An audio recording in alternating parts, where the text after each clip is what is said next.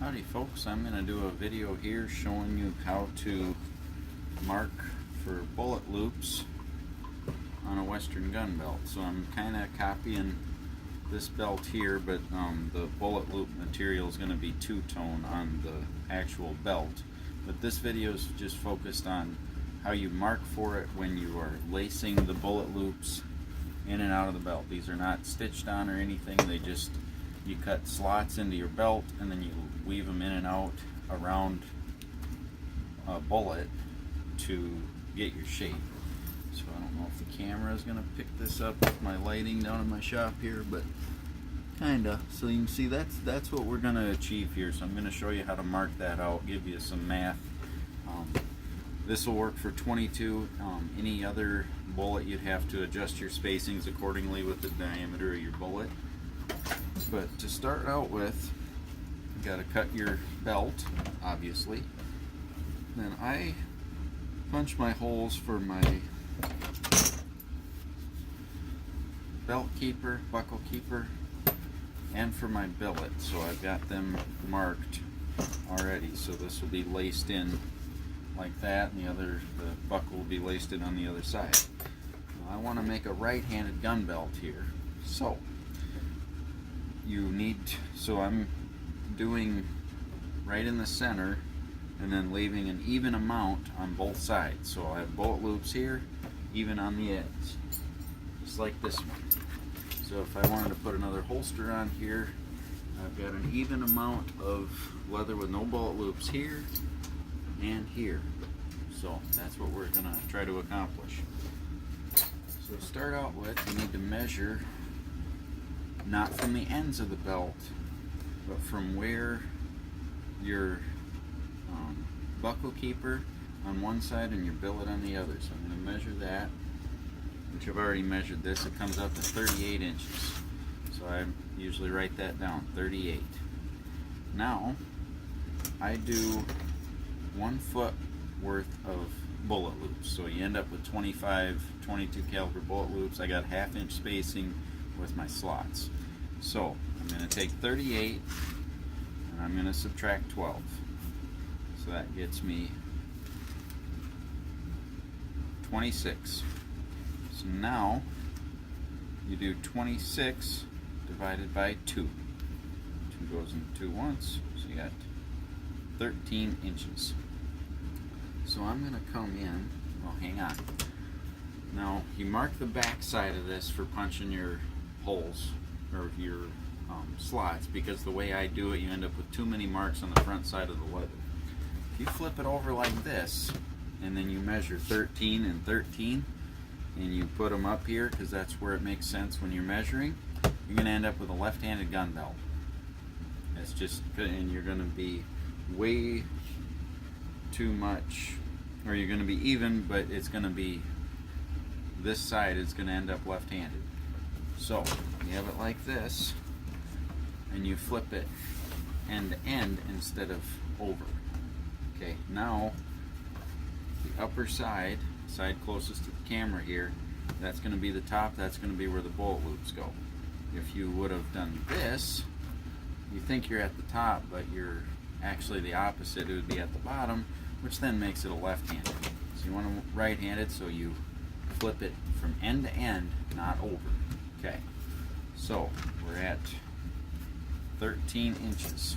So I'm just going to take my ruler here and I'm going to make a mark at 13. Come over from the other end. And this isn't going to be 100% exact, but it's going to be really close. And with this particular project, if you're off anywhere between 1/2 inch to 1 inch, it's really not going to be that noticeable.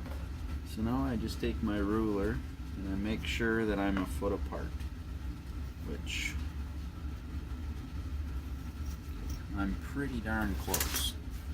So I don't know how well the camera's, I guess it's picking up those marks. First time I've tried filming with this angle. So anyway, you got your marks for how long they're going to be. Now with a 22 caliber, I come down 1/2 inch from the top, make a mark, Then I come down 1 inch from the top, and I make a mark. And I do that on the other side. 1/2 inch,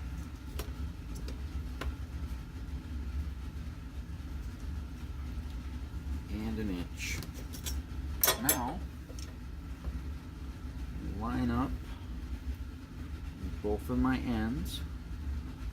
I line it up on that 1/2 inch line. I'm just using a pencil.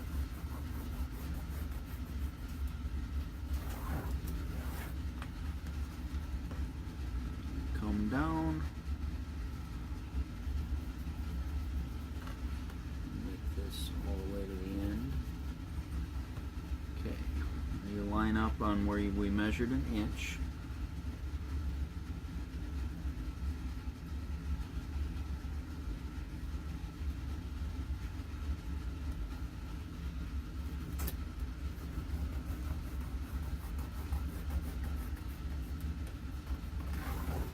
If you're a beginner at this, something that's really helpful with your rulers and straight edges is putting a little bit of sandpaper or something that doesn't have to be sandpaper, but something grippy.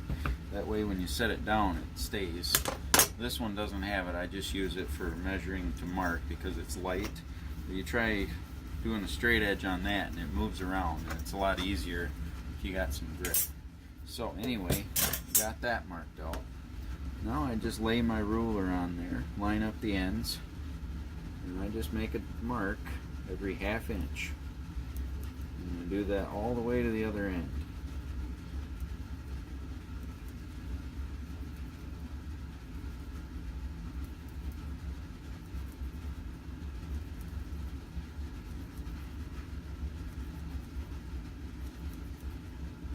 This method would work with any caliber. You just need to do some practice pieces and figure out your width between slots on what you were gonna, 357 or whatever. You'd want to do some practice pieces, weaving your lacing or your bullet loop leather in something like this, weaving that in and out around your bullet, and then figure out how big a spacing you want between bullets. So that's all there is to marking where you're going to punch those slots. So then I take my oblong punch and I will line it up between the top and the bottom with that middle mark right in the center. That keeps my keeps you straight, because if you're lining it up with the top line and the bottom line, that keeps you straight. And then those marks I made in the middle, that's where you move from one to the other. So I start at the very end where I made the marks from 13 inches in on each side, and I start there and punch a slot, and then I work my way to the other end. So that's all there is to marking bullet loops if you're going to do the weave in and out of the leather method. If you want to do the stitching method or lace them on or rivet them on, obviously your math and techniques and everything are going to be a lot different. I've done all of those methods, and I can tell you right now, by far this is the easiest one to do, easiest math, easiest actually making them. They look good, and it's arguably the most durable because you don't have anything. This is all one solid piece with this method. If you are lacing, stitching, or riveting, you're putting holes in this, which is then weakening it. And a lot of times with thread frays as you're using it, if you actually use these loops, it's going to stretch and fray. This will stretch too, so when you're doing it, you want to keep them tight.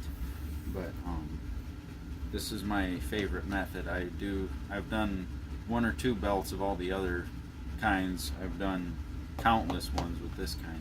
This is not historically accurate to the 1880s. This is more of a Hollywood type thing. But the rig I'm making here is going to be, it's a little bit of a mixture of everything, but kind of my signature series rig. But anyway, that's how I mark them out. So I'll just punch out my slots from the back side, and then you can go to the next step in your process of making the gun belt. So hope that helps on how to mark out for your bullet loops. Thanks for watching.